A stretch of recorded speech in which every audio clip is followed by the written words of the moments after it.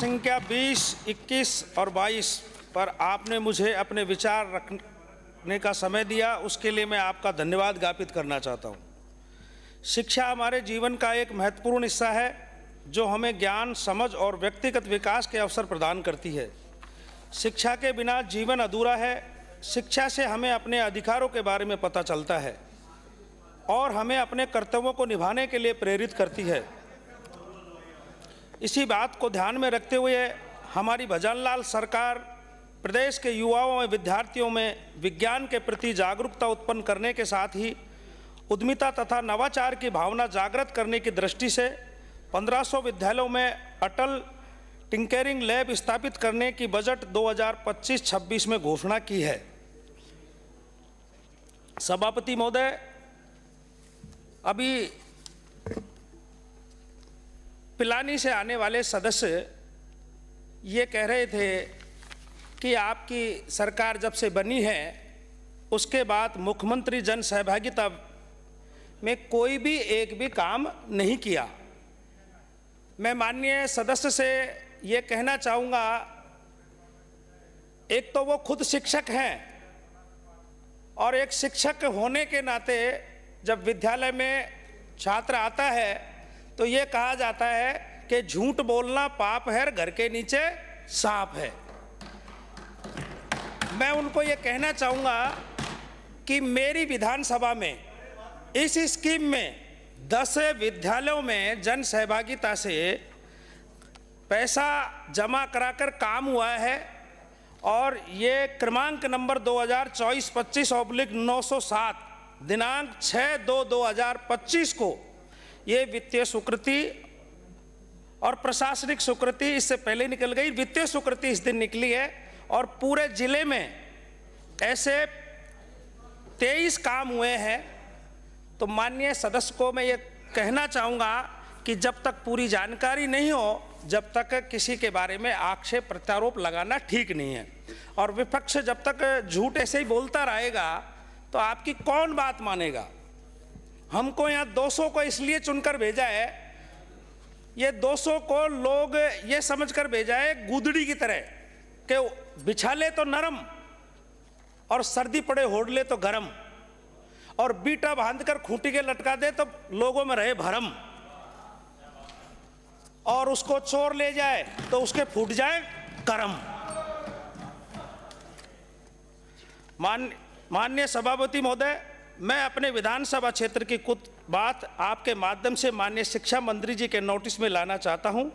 मेरे विधानसभा क्षेत्र बांदीकुई में आबानेरी ग्राम पंचायत के ग्राम आमाली में राजकीय भवन बना हुआ है, वहां नवीन प्राथमिक विद्यालय खोला जावे तथा जावली के बाढ़ के ग्राम भोपा की ढाणी तथा अरनिया के ग्राम कोली की ढाणी में प्राथमिक विद्यालय खोला जावे। माननीय सभापति महोदय, हमारे देश की कृषि प्रधान देश है, इसलिए ग्रामीण परिवेश के विद्यार्थियों को शिक्षा के साथ साथ कृषि का भी ज्ञान होना आवश्यक है। इसलिए राजकीय उच्च माध्यमिक विद्यालय बसवा, नंदेरा, श्याम सिंहपुरा एवं आभानेरी में कृषि संकाय खोला जावे। इसी प्रकार आज के ज़माने में मेरे विचार से सबसे महत्वपूर्ण स्टडीज जो है वह विज्ञान की है। इसलिए मैं आपके माध्यम से शिक्षा मंत्री जी से विनम्र निवेदन करता हूं कि नंदेरा, धांधोलाई, केसरी सिंहपुरा, अक्षयपुरी, बांसविवाई, अंतवाड़ा, श्याम सिंहपुरा में विज्ञान संकाय खोले जावें। दूसरा निवेदन करना चाहूँगा कि बच्चों में जो एक्स्ट्रा टैलेंट भी होना चाहिए, इसलिए धांधोलाई में चित्रकला विषय भी खोला जाए।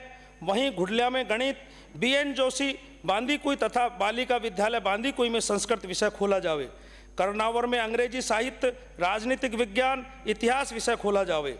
माननीय सभापति महोदय, मैं आपके माध्यम से माननीय शिक्षा मंत्री जी से निवेदन करूंगा कि जिस प्रकार से कुछ विद्यालय जो गांव पंचायत स्तर के विद्यालय हैं, गांव राणापाड़ा, गोलाडा मोड़, बाग की ढाणी, नारायणपुरा, काच की ढाणी, हरसोरा, बड़वाली, भावती, सीमला, भोजवाड़ा, इन गांवों के विद्यालय उच्च प्राथमिक विद्यालय हैं। इन्हें क्रमोन्नत कर उच्च माध्यमिक विद्यालय बनाए जाएं, क्योंकि यह आबादी के हिसाब से पंचायत हेडक्वार्टर से भी ज़्यादा इन गांवों की आबादी है और ये बहुत बड़े गांव हैं और इनमें बच्चों की संख्या भी पूरी है। ये विद्यालय के क्रमोन्नत होने पर बच्चों को आगे की पढ़ाई की सहूलियत होगी। इस प्रकार महादेवपुरा, पाड़ा वालों का आवास, रावड़ी की कोठी, ढाणी बगथल, दुड़की, नानंगवाड़ा, रामपुरा के प्राथमिक विद्यालय को भी उच्च प्राथमिक विद्यालय में क्रमोन्नत किया जावे। मेरी विधानसभा क्षेत्र में संस्कृत विद्यार्थियों की अच्छी संख्या है, परंतु विधानसभा क्षेत्र में चुनिंदा गांवों में ही संस्कृत विद्यालय है। इस कारण विद्यार्थियों को विद्यालय में पढ़ाई हेतु आवागमन की परेशानी होने के कारण संस्कृत विषय का अध्ययन नहीं हो पाता है। इसलिए पुराना खेड़ा आमाली, छिलार की ढाणी, कोलाना, बांदीकुई, फूलेला एवं झाड़ला में नवीन प्राथमिक संस्कृत विद्यालय खोले जावें। वहीं मेरी विधानसभा क्षेत्र का राजकीय वरिष्ठ उपाध्याय संस्कृत विद्यालय हरनाथपुरा को कॉलेज में क्रमान्वित कर दिया जावे तो विद्यार्थियों को, विशेषकर बालिकाओं को आगे की पढ़ाई के लिए 35 किमी दूर दौसा नहीं जाना पड़ेगा। माननीय सभापति महोदय, मैं माननीय उच्च शिक्षा मंत्री जी, जो कि हमारे प्रदेश के उप मुख्यमंत्री भी हैं, उनसे निवेदन करता हूं कि मेरी विधानसभा क्षेत्र का स्वर्गीय राजेश पायलट राजकीय महाविद्यालय बांदीकुई, जो कि वर्ष 1977 में स्थापित हुआ था, महाविद्यालय का स्वर्ण जयंती वर्ष आने वाला है और अभी तक महाविद्यालय में केवल 2 ही विषय में स्नातकोत्तर पीजी कक्षाएं संचालित होती हैं। उक्त महाविद्यालय में 3000 से ज़्यादा विद्यार्थी प्रतिवर्ष अध्ययनरत करते हैं एवं लगभग 11,500 स्वपाठी विद्यार्थी परीक्षा देते हैं। हाल ही जनवरी में 2025 में नेक का निरीक्षण हुआ, जिसमें महाविद्यालय को बी ग्रेड प्राप्त हुई। निरीक्षण समिति ने अपने निरीक्षण में महाविद्यालय को कम से कम 10 विषयों में पीजी होना चाहिए की अनुशंसा की है। ऐसे में मेरी मांग है कि महाविद्यालय को उच्च रैंकिंग प्राप्त करने के लिए नए पीजी विषय एवं कला संकाय में इतिहास, भूगोल, संस्कृत तथा विज्ञान संकाय में रसायन शास्त्र, प्राणी शास्त्र एवं स्नातक स्तर पर कला संकाय में चित्रकला, गृह विज्ञान, संगीत विषय तथा BCA पाठ्यक्रम प्रारंभ किए जावें।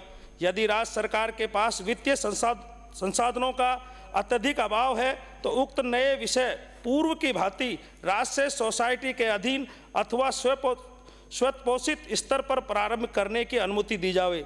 उक्त महाविद्यालय के भवन काफ़ी पुराना हो चुका है। ऐसी स्थिति में महाविद्यालय में विद्यार्थियों की संख्या को देखते हुए नए भवन अथवा ब्लॉक निर्माण हेतु राशि स्वीकृत की जाए। माननीय सभापति महोदय, मेरी विधानसभा क्षेत्र बांदीकुई में संचालित राजकीय महाविद्यालय बसवा का राणा सांगा के नाम पर, राजकीय कन्या महाविद्यालय बांदीकुई का सावित्रीबाई फूले के नाम तथा राजकीय महाविद्यालय आबानेरी का स्वर्गीय कर्नल किरोड़ी बैसला के नाम पर नामकरण किया जावे। इन महापुरुषों के नाम पर महाविद्यालयों का नाम रखने से विद्यार्थियों को प्रेरणा मिलेगी, इनकी यादगार बनी रहेगी, इनके योगदान और बलिदान को सम्मानित किया जा सकेगा तथा युवाओं को इनके जीवन और कार्यों से सीखने का और भी जीवन में अपनाने का अवसर मिलेगा। माननीय सभापति महोदय, मैं आपके माध्यम से उच्च शिक्षा मंत्री जी का ध्यान आकर्षित कर निवेदन करना चाहता हूं कि भारत की प्रथम महिला शिक्षिका सावित्रीबाई फूले का महिला शिक्षा में योगदान को संपूर्ण देश की आधी आबादी भुला नहीं सकती है, किंतु संपूर्ण भारत की तरह राजस्थान में भी महिला शिक्षा पुरुषों के मुकाबले में अभी कम है। इसके पीछे अपने सामाजिक व आर्थिक पिछड़ापन बालिकाओं को उच्च शिक्षा से वंचित रखने के लिए उत्तरदायी है।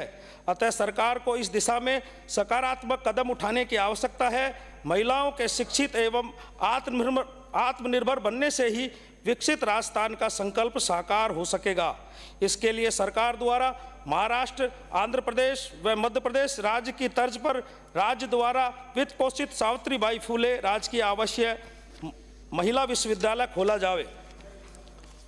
महोदय, राज्य में विधि शिक्षा के लिए संपूर्ण राज्य के लिए पृथक से एक विश्वविद्यालय डॉक्टर अंबेडकर विधि विश्वविद्यालय है। पत्रकारिता के लिए हरदेव जोशी पत्रकारिता विश्वविद्यालय है। तकनीकी शिक्षा और कृषि शिक्षा के लिए अलग अलग विश्वविद्यालय है। इसी प्रकार संपूर्ण राज्य के 11,000 B.Ed, M.Ed महाविद्यालयों के पाठ्यक्रमों को एकीकृत और विशेषीकृत रूप में समृद्ध प्रदान करने के लिए यह विश्वविद्यालय स्थापित किया जाना उचित होगा। यह विश्वविद्यालय बांदीकुई विधानसभा क्षेत्र जिला दौसा, जहां अब तक कोई भी विश्वविद्यालय स्तर का संस्थान नहीं है और इस क्षेत्र से देश का मुख्य मार्ग दिल्ली मुंबई एक्सप्रेस हाईवे गुजर रहा है। साथ ही यहां पर सड़क ट्रेन कनेक्टिविटी की भी उत्तम श्रेणी है, जिसके आसपास यदि इसे स्थापित किया जावे तो उचित होगा। धन्यवाद अध्यक्ष महोदय। जय हिंद, जय भारत।